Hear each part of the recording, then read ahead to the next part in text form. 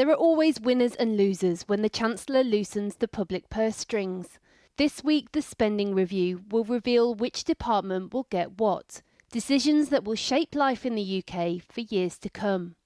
The Chancellor earlier this week hinting at tough choices ahead. Not every department will get everything that they want next week. And I have had to say no to things that I want to do too. Due to get a boost, defence, the government has already vowed to hit 2.5% of GDP by 2027. Education, a £4.5 billion increase to fund SEN provision and pay rises. And the NHS, which will be the biggest winner, with a boost of up to £30 billion a year. A political bet that improving the health service is critical to any hopes of re-election. The Chancellor will also highlight extra capital spending, funded by borrowing, including £86 billion announced today towards innovation. Are you worried about cuts to your department next week? But wrangling on budgets will go down to the wire, and not every cabinet member is happy with their lot. Are you holding out for a better deal? Hints of disquiet between the Chancellor and Home Secretary, that not enough funds are coming her way.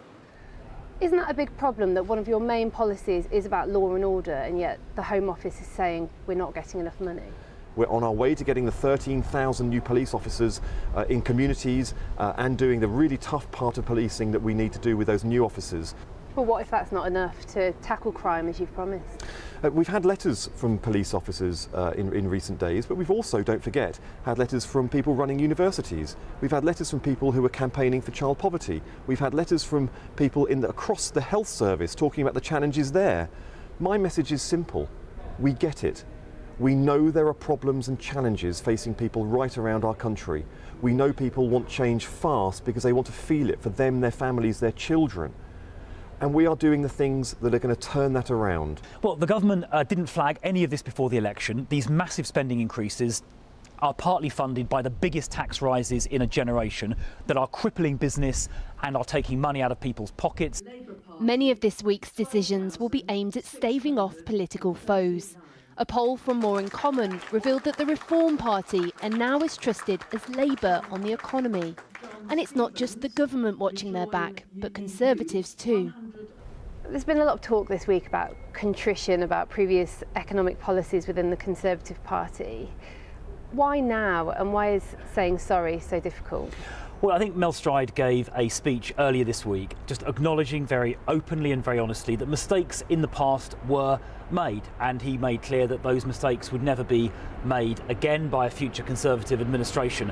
And that is very relevant because, of course, there is a party Reform who are making extravagant, unfunded commitments to slash taxes and increase welfare spending without any idea how to pay for them. So this is about reform then? No, it's about making clear that the Conservative Party is openly and honestly acknowledging the mistakes that were made in the past. But it is also about reminding people that Reform are essentially making completely unfunded commitments that would represent a kind of Liz Truss on steroids. Labour will try this week to rewrite the story of their purpose in power that pushes beyond a blame game of what they inherited. Much is riding on getting it right, not just for economic, but political prosperity too. Well, I'm joined by Luke Trill, now the Executive Director of the More in Common Public Opinion and polling firm. Luke, good to have you back on the programme. Good to be here. So all this money that's going to be splashed around, where's it coming from? Which sofa did they look behind? Well, I think they're counting on the money that they raised in the budget last year. And I think one of the things that they're clearly trying to do is to send out the message, and you saw, I think it was Torsten Bell, the pensions minister yesterday, trying to send a message to the public that this isn't a continuation of austerity. Because what we know from our research is that the public are worried it's just more of the same. In fact, if you ask people, is this government different to the one that came before, or is it similar? Actually, quite a clear majority say it's just a continuation of what we had before. Because people aren't feeling the love. They're not getting any positive story that's coming out of the Labour Party, however hard they try to sell that story. Will these numbers make the difference? I think the government has to hope that they do. We know that public expectations going into this spending review are very low. In fact, we found just 15% of the public think that the spending review will be good for the country. So in some ways... That's quite good, isn't it? Yeah, in some ways, in terms of the expectation.